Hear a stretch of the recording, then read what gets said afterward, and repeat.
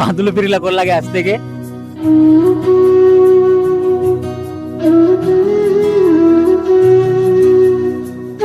කොරියාවේ airport එකෙන් ආයිද්දි නම් මාරම සතුටක් තමයි ඉතින් අපිට දැනුනේ. අවොත් ඒ 착해요.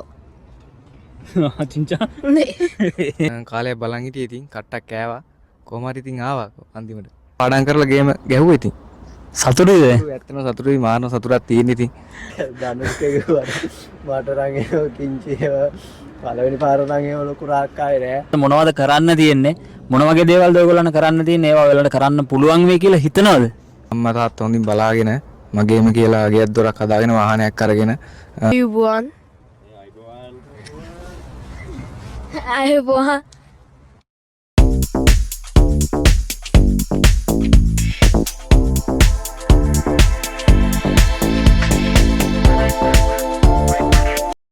වෙනද වගේම ආදරයෙන් සාදරයෙන් කොරියාවේ වීඩියෝ බලන කොරියාවට ආදරය කරන සියලු දෙනාම සාදරයෙන් පිළිගන්නවා. ඉතින් අද හිතුවා වෙනස්ම විදිහේ වීඩියෝ එකක් කරන්න. මොකද අපි හැමදාම කරන්නේ කොරියාවේ ඇතුළේ ඉන්න කට්ටියගේ අදහස් බලන එකනේ. ඉතින් කොරියාවට අලුතෙන් ආපු ආදරණීය මල්ලිලා දෙන්නෙක්ගෙන් කොරියාව මොන වගේද කොරියාවට එන්න කරපු කැපකිරීම මොන වගේද කියලා ඉතින් අපි කතා කරලා බලමු මල්ලිලා දෙන්නත් එක්ක. මල්ලි නම මොකද්ද? මම කුෂාන්. කුෂාන් මල්ලි ගෙවල් කොහෙද? මම රත්නපුරේ. එතකොට මේ මල්ලි කොහෙද? මම බෙලියත් යයි නම ධනුෂ්ක හරි. කුෂාන් මල්ලි දැන් කොරියාවට ඇවිල්ලා දවස් කීයක් වෙනවද ඔයාලා? දවස් 5ක් වෙනවා. ධනුෂ්ක මල්ලි දැන් කොරියාවට ආවනේ. ඇවිල්ලා දවස් 5ක් ගත වුණා. ඉතින් කොරියාවට ඇවිල්ලා දවස් 5ක් ගත වෙනකොට ධනුෂ්ක මල්ලි ලංකාවෙන් කොරියාවට එන්න කලින් ලංකාවේ එයාපෝට් එකේදී ඔයාට මොන වගේ හැඟීමක්ද දැනුනේ? ඇත්තනම ඒ ෆීලින් එක නම් මාරම ෆීලින් එකක් ඇත්තනම මාරම දුකයි ඉතින් ගෙදර ඉඳලා කට්ටියත් එක්ක ඉඳලා යාළුවෝ දෙමාපියෝ සහෝදරයෝ දාලා එනකොට ඉතින් මාරම දුකක් දැනුනේ ඇත්තටම.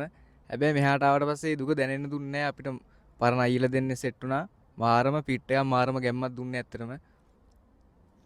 ඉතින් ඔන්න ඇත්ත තත්ත්වය ඉතින් කඳුළු පිරිලා කොල්ලගේ ඇස් දෙකේ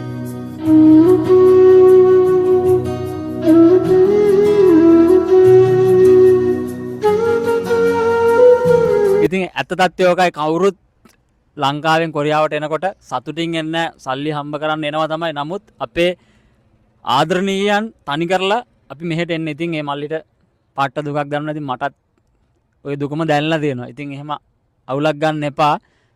දැන් ධනුෂ්ක මල්ලිට ඇත්තටම ධනුෂ්ක මල්ලිට අපිට අපි හැමෝටම ලංකාවෙන් එද්දි ඇත්තටම දුකයි. කුෂාන් මල්ලිට කොරියාවට ආවට පස්සේ කොරියාවේ එයාපෝට් එකෙන් බැස්සට පස්සේ මොන වගේ හැඟීමක්ද දැනුනේ? තරමයි දැන් ධනුෂ්ක කිව්වා වගේ දැන් ලංකාවෙන් ඉද්දි නම් ලොකු දුකක් දැනුණා. ඊට පස්සේ මේ කොරියාවේ එයාපෝට් එකෙන් ආයිද්දි නම් මාරම සතුටක් තමයි ඉතින් අපිට දැනුනේ. අනිවාර්යෙන්. ඉතින් කොරියාවට එන්න බලාගෙන ලංකාවේ ලොකු පිරිසක් ඉන්නවා. ඉතින් ඒ අතරින් අහඹු ලෙස අපි තෝරලා ගන්නවා වගේ පිරිසක් ගන්නවා වගේ තමයි කොරියාවෙන් අපිව ගන්න. ඉතින් අපි ඒකට ලොකු කැපකිරීමක් කරන්න ඕනේ. කොරියාවට එන්න කලින් ඔයාලට කොරියාවට එන්න කියලා ආසාවක් ඇති උනේ? ඇත්තමයි ඉස්සරින්දම පොඩි කාලේ ඉඳන්ම කොරියාව ආස කරා කොරියාවට. ඒ කියන්නේ ලස්සන දැකලා එහෙම රට ගැන ආසාවක් තිබ්බා. නැතුව මේ ආර්ථිකයක් තීරලාවත් එහෙම කිසි දෙයක් නෙමෙයි. ඒක නිසා ඉතින් කොහොම හරි එන්න ඕන කියලා හිතුණා. එක්සෑම් එක කරා. කාලය බලන් හිටියේ ඉතින් කට්ටක් කෑවා. කොහොම හරි ඉතින් ආවා අන්තිමට. හරි. එතකොට දැන් මල්ලිලා දෙන්නගේ වයස කොහොමද? කුෂාන් මල්ලිගේ වයස කීයද? මට දැන් අයියේ අවුරුදු 22ක් වෙනවා. ඉතින් අවුරුදු 22න් 22ක් වෙද්දි කොරියාවට ආවා. ධනුෂ්ක මල්ලිගේ වයස කීයද? මගේ 23යි. ඉතින් අවුරුදු 22ක් 23ක් වෙනකොට කොරියාවට ඇවිල්ලා අවුරුදු 4යි 10ක වීසා එකක් ගහගෙන සුපිරි ගේමක් ගහන්න පුළුවන්. ඊට පස්සේ ලංකාවට ගිහිල්ලා ලංකාවෙත් සුපිරි මැච් එකක් ගහන්න පුළුවන් වයසෙන් තමයි මේ කොරියාවට ඇවිල්ලා දෙන්නේ. ඉතින් ධනුෂ්ක මල්ලි දැන් කොරියාවට කොහොම හරි ගොඩ බැස්සනේ. ඉතින් ධනුෂ්ක මල්ලි කොරියාවට එන්න කරපු කැපකිරීම මොනවද? අයියේ ලොකු කැපකිරීමක් කරා ඇත්තටම. මහන්සි වුණා. යාළුවෝ ආශ්‍රය කරා ටිකක් ඒවා පොඩ්ඩක් ලිමිට් එකට තියාගත්තා. ඊට පස්සේ පාඩම් කරන්න ගත්තා. ඉතින් ඇත්තටම රස්සාවක් කරා කලින් ඒව ඔක්කොම නවත්තලා මේ කොහොම හරි කොරියාවට යන්න ඕන කියන දේ විතර ටාගට් එකක් තියාගත්තා. කොහොම හරි මාස 6කින් වගේ පාඩම් කරලා ගේම ගැහුවා ඉතින්. සතුටුද? ඇත්තම සතුටුයි මාන සතුටක් තියෙන ඉතින්. ඔය ඉතින් ඒ වගේ තමයි කුෂාන් මල්ලි. දැන් මෙහි ට්‍රේනින් සෙන්ටර් එක අපි දවස් 3ක් ගත කරනවානේ. කුෂාන් මල්ලි ට්‍රේනින් සෙන්ටර් එක දවස් 3 කොහොමද ගෙවුනේ? ට්‍රේනින් සෙන්ටර් එකේ කියන්නේ ඉතින් අපි ට්‍රේනින් සෙන්ටර් එකට ඇවිල්ලා අපිට ඉස්සෙල්ලාම කෑම වේලක් දුන්නා. ඒ පළවෙනි පාර තමයි අපි කොරියන් කෑම වේලක් කෑවේ. ඔව්. ඒකත් මාර අත්දැකීමක්. ඉතින් පළවෙනි පාරනේ කෑවේ. ඊට පස්සේ මේ අපිට ඉන්න ඕනි විදිය කියා දුන්නා කොරියාවේ. අපි බාරගත්තේ සර් කෙනෙක්. ඒ සර්ුත් අපිට ගොඩක් උදව් කරා. අපිට ඉන්න ඕනි විදිය එහෙම කියා දුන්නා. ඊට පස්සේ අපි ට්‍රේනින් සෙන්ටර් එකේ දවස් 2ක් හිටියා. ඒක වෙලාවට වැඩ කරන හැටිම අපිට කියා දුන්නා. ඊට පස්සේ අපිව බාර ගන්න ආවා මේ අපේ සජ්ජන්නිම්. එහෙම තමයි උනේ. කොරියාවට ආවට පස්සේ දවස් 3ක ට්‍රේනින් එකක් දෙනවා. ඉතින් ඒ ට්‍රේනින් එකේ වෙච්ච දේවල් ගැන තමයි කුෂාන් මල්ලි කිව්වේ. ඉතින් කොරියාවට එන්න බලන් ඉන්න නංගිලා මල්ලිලාට අදහසක් ගන්න පුළුවන්. ඉතින් කුෂාන් මල්ලි කියපු දේ මොකද්ද ට්‍රේනින් සෙන්ටර් එකේ වෙන්නේ කියලා. ඉතින් ධනුෂ්ක මල්ලි ට්‍රේනින් සෙන්ටර් එකේ කෑම රසයිද? ඇත්තටම කෑම රසයි. ලංකාවේ කෑමයි මෙහි කෑම අතර ලොකු වෙනසක් තියෙනවා. ඇත්තටම ලංකාවේ අය කිව්ව ගොඩක් කෑම මේ කොරියන් කෑම කන්න බෑ. ඇත්තටම අප්පිරියයි කන්න හිතෙන්නේ නැහැ. එහෙම කිව්වා. ඇත්තටම එහෙම එකක් කතාවක් නෑ. ඇත්තටම රසයි කෑම කොරියන් කෑම. මාරම ෆීලින් එකක් තියෙනවා ඇත්තටම. හරි. ඉතින් ධනුෂ්ක මල්ලිට දැනිච්ච විදිය තමයි ඒ. දැන් ධනුෂ්ක මල්ලිට නම් ඇත්තටම කොරියාවේ කෑම රසයි. කුෂාන් මල්ලිට කොරියාවේ කිම්චි රසයිද? ධනුෂ්ක කිව්වා මට නම් ඒ කිංචි පළවෙනි පාර නම් ඒ ලොකු රාක් ආවේ නෑ. ඉතින් එක්කෙනාගෙන් එක්කෙනාට කොරියාවේ කෑම වෙනස්. ඉතින් ඇත්තටම අපි ලංකාවේ කන කෑමයි කොරියාවේ කන කෑමයි අතර ලොකු වෙනසක් තියෙනවා. ඉතින් ලංකාවේදී එළවලු විතරක් කෑවොත් මස් මාළු කන්න නැති කෙනෙකුට කොරියාවේ කෑම ඇත්තටම අමාරුයි කන්න. ඉතින් හුරු වෙන්න වෙනවා ඒ දෙයට. මොකද මෙහි කොරියාවේ ගොඩක් කට්ටිය කන්නේ ඌරු මස් ඊට අමතරව කුකුල් මස්, ඒ හරක් මස්, ඒ වගේම තමයි කිම්චි. ඉතින් ඒ දේවල්වලට හුරු වෙන්න වෙනවා කොහොමත් අනිවාර්යයෙන්. මොකද කන්න තියෙන ඒ දේවල් හින්දා අපිට. ඉතින් කිම්චි රස නැගුවට ඉස්සරහට කිම්චි වලට පුරුදු වෙනකොට ඇත්තටම රසක් දැනෙනවා. ඒක වෙනම රහක්. ඉතින් අපි ලංකාවේදී කිම්චි ගොඩක් අපි කාලා නැති හින්දා අපිට ඒක දැනෙන්නේ. ඇත්තටම ලංකාවේ අච්චාරුවක් හදාගන්නවා වගේ තමයි කොරියාවේ කට්ටිය කිම්චි හදාගන්නේ. ඉතින් කිම්චි ගැන වීඩියෝ එකක් අපි ඉස්සරහට අරගෙන එන්න. ලංකාවේ අය ඉන්නවා අයියේ. මම දන්න තරමෙන් දැනට 11ක් වගේ සේවය කරනවා. ඇත්තටම පට්ට සතුටුයි. මොකද ලංකාවේ කොල්ල ගොඩක් ඉන්නවා කියලා කියන්නේ ඒ කම්පැනි ඉතින් ආය මහලුකු ගින්නක් නැහැ වැඩේ අල්ලගන්න. මොකද ලංකාවේ කොල්ලෝ පට්ට යතින් බලපන්. මොකද ලංකාවේ කොල්ලෝ ඕන දෙයක් කියලා දෙනවා. ඇත්තටම ලංකාවේ කට්ටිය කොහොමද හොඳයිද? ඉන්න ලංකාවේ අය ඔක්කොම වගේ හම්බ වුණා අයියේ. මාරම් පිට්ටයක් දුන්නේ ඇත්තටම. මට දැන් තියෙනවා ඒ කියන්නේ අපේ ලංකාවේ ගියාට පස්සේ කතා බහ කරන්නේ නැහැ, ගණන් ගන්නේ නැහැ, දෙයක් ඇහුවට කියන්නේ නැහැ, අපිට උදව් කරන්නේ නැහැ, කොහොමද කරන්න ඕන කියලා. ඒ අතින් බැලුවම ඒ අයියලා ටික නම් මාරම් පිට්ටය මාරම ගැම්මක් දුන්නේ. මාරම සතුටුයි. ලංකාවෙන් එන්න කලින් ඒ කියන්නේ අපි බය වුණා ඇත්තන කොහෙට වැටේද, මොන වගේ පරිසරයක ජීවත් වෙන වේද, මොන වගේ ආශ්‍රය කරන්න ලැබෙයිද, මොන වගේ කට්ටිය කියලා. ඇත්තනම් බයක් දැන් නම් බයක් නැහැ. ඇත්තනම මාරම පිට්ටය මාරම ගැම්මක් දුන්නා. ඒක නම් කියන්න වචන නැහැ අයියේ. අන්නේ වචන ටික තමයි තියෙන්නේ. මොකද ලංකාවේ කොල්ලෙක් ලංකාවේ කොල්ලෙට උදව් කරනවා කියන්නේ අන්නේ ගැම්ම අනිවාර්යෙන් තියාගන්න ඕනේ. ඉතින් මේ වීඩියෝ එක බලන හැමෝම තව කොල්ලෙක් තමන්ගේ කම්පැනිට ආවට පස්සේ ගැම්ම දෙන්න ඕන. මොකද ලංකාවේ කොල්ලෙක් මෙහෙට එන්නේ හැමෝම තනි කරලා ඒ කියන්නේ හිතේ අමුතුම දුකකින් එන්නේ. ඉතින් ඒ දුකෙන් එන කොල්ලෙකුට තවත් ප්‍රෙෂර් එකක් දුන්නොත් ඒ කොල්ලෝ කඩා වැටෙනවා. ඉතින් ධනුෂ්ක මල්ලිට නම් ඇත්තටම ලංකාවේ කට්ටිය ගැන අමුතුම පැහැදීමක් තියෙනවා. ඉතින් කුෂාන් මල්ලිට මොන වගේ හැඟීමක්ද දැනෙන්නේ? ලංකාවේ කට්ටිය උදව් කරේ කොහොමද? මොන වගේද ලංකාවේ කම්පැනි කට්ටිය ඉන්න කට්ටිය? ඇත්තටම දැන් අපේ ලංකාවේ 11 දෙනෙක් ඉන්නවා අපේ කම්පැනි එකේ. සාමාන්‍ය අපිත් එක්ක ඉන්න බෝඩිමේ ඉන්නේ තව දෙන්නෙක් විතරයි. ඒ දෙන්න ආපු වෙලේම ඉතින් අපිට මාර සප්පයක් දුන්නා. ආපු ගමන් අපිට කන්න බොන්න තැන්, වතුර ගන්න තැන්, නාන තැන්, වොෂ්රූම් ඔක්කොම අපිට පෙන්නලා දීලා අපි ආපු වෙලේම අපි මාර බඩගින්න ගාවේ. ඒගොල්ලෝ ඇවිල්ලා අපිට උයලා දීලා, ඒගොල්ලෝ හදලා දීලා, රාමෙන් එහෙම හදලා දීලා අපිට ඉස්සෙල්ලාම කන්න බොන්න ටික දීලා පිළිගත්තා. ඒක මාර සතුටුයි. ඒක මාර ගැම්මක්. ඉතින් කොරියාවට දවස් 5ක් වුණා ඇවිල්ලා. ඉතින් කොරියාවට දැන් ඇවිල්ලා දැන් කම්පැනි එක දවසක් හරි වැඩ කරාද ඔයගොල්ලෝ? තාම නෑ අයියේ. කවද්ද වැඩ පටන් ගන්න? දැන් හෙට වැඩ පටන් ගන්නවා කියලා කිව්වා අපිට. එන්න කියලාත් කිව්වා උදේම.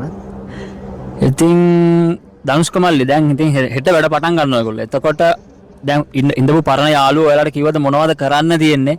මොන වගේ දේවල්ද ඔයගොල්ලන්ට කරන්න තියෙන්නේ? ඒවා ඔයාලට කරන්න පුළුවන් වෙයි කියලා හිතනවද?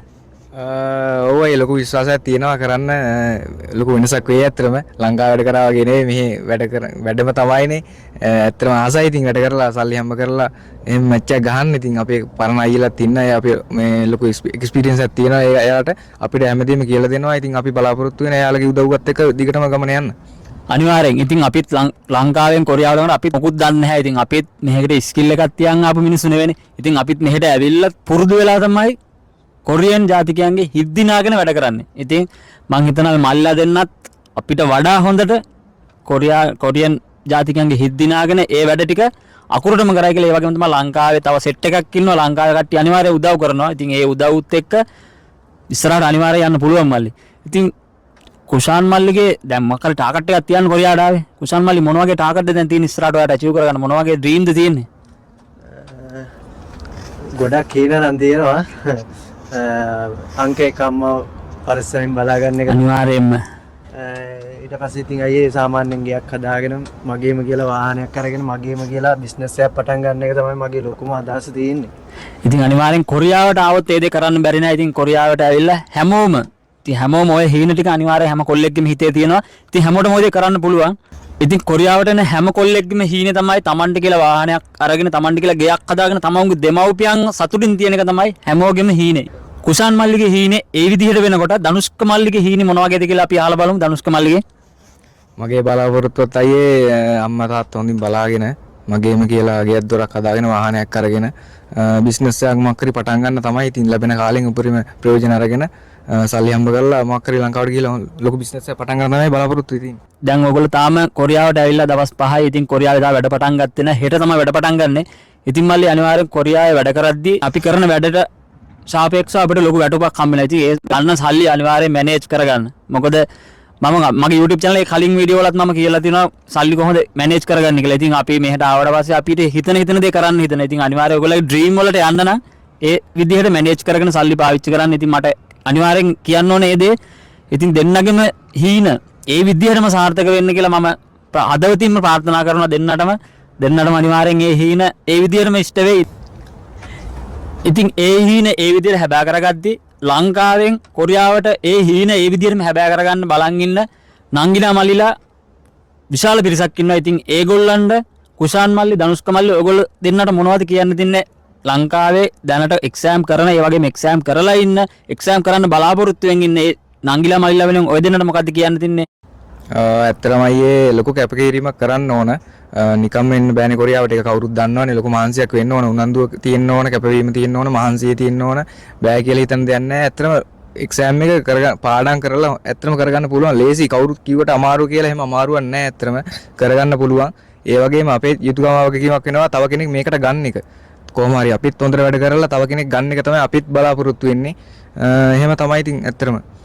ඉතින් ඇවිල්ලා බලන්න ආසයිත. ඉතින් කුෂාන් මල්ලිට මොකද්ද කියන්න තියෙන්නේ? ඔව් අයියේ මේ දැන් අවුරුදු ගානක මහන්සියක් තමයි මේ දැන් ඇස් ඉස්සරහා බෑලා තියෙන්නේ. ඉතින් හොඳට පාඩම් කරා. මම අනික් කට්ටියක් කියන්නේ පොඩි කාලයක් තුල හොඳට පාඩම් කරලා ගේමක් ගහලා තමයි ආවේ. ඉතින් අනික් කට්ටියක් කියන්නේ ගේමක් නෑ.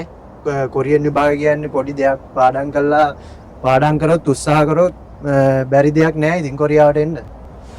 ඉතින් අන්න ඒකයි උත්සාහවන්තයා ජයගනී කියලා දෙයක් තියෙනවා. ඉතින් උත්සාහයක් තිබ්බොත් කරන්න බැරි දෙයක් නෑ. ඉතින් මෙතනින් මගෙත් එක්ක ඉන්න මල්ලා දෙන්නා වගේම කොරියාවට ඉන්න ඇවිල්ලා ඉන්න හැමෝම උත්සාහයෙන් Tamanට කියලා ගේමක් ගහ ගන්න ඕනේ ඉඳලා Taman කැපවීමෙන් දෙයක් කරමින් තමයි කොරියාවට ගොඩ බැහැලා දෙන්නේ. ඉතින් සීත කාලේ ඉවර වෙවිගෙන දැන් ඊට පස්සේ සකුරා මල් පිපෙන කාලය උදා වෙගෙන යනවා. ඉතින් ඉස්සරහට ලස්සන කාලයක් තමයි උදා වෙන්නේ කොරියාවේ. ඒ ලස්සන කාලේ බලන්න හැමෝම කොරියාවට එන්න ඒ දේ අත්විඳින්න මේ මල්ලා දෙන්නා වගේම ඔයාලත් ඇවිල්ලා ඒක අත්විඳලා බලන්න ආස හිතේ ඇත්තටම. ඉතින් මගේ YouTube channel එක තාමත් subscribe කරලා නැත්නම් subscribe කරන්න. මොකද මේ වගේ වීඩියෝ ගොඩක් ඉස්සරහට අරගෙන එනවා. ඉතින් වීඩියෝ එක අවසන් කරන්නත් කලින් මෙන්න මෙයාලා හම්බුණා. මෙයාලගෙන් බේරීමක් නැහැ. අපිවත් ගන්න කියලා බලන්නකො මොකද වෙන්නේ කියලා ඉස්සර. මියස් සරියේ 12살, 12살. 13살, 14살이요. 이거 동생? 아니요. 친구? 아는 친구. 친구. 친구? 네. 몇 살이에요? 저 13살이요. 13살. 에. 패밀리. 아, 패밀리 사람. 희용 아니, 동생.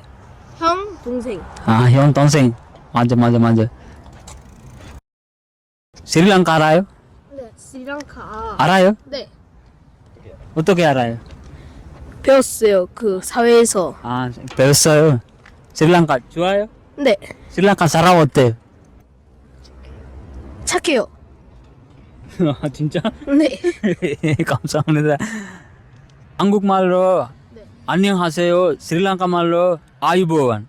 아이보원. 아유보원. 아이유보원. 네, 아유보원. 아이유보원. 이제 스리랑카 사람 이거 비디오 보고 있어. 그러니까 스리랑카 사람한테 아유보원라고 말해. 아이유보원. 아이유보원. 아이유보원. ඉතින් වීඩියෝ එක හොඳයි නම් ලයික් කරන්න, කමෙන්ට් කරන්න, යාළුවාට බලන්න ෂෙයා කරන්න. බුදු සරණයි. සියලු දෙනාටම ජය වේවා.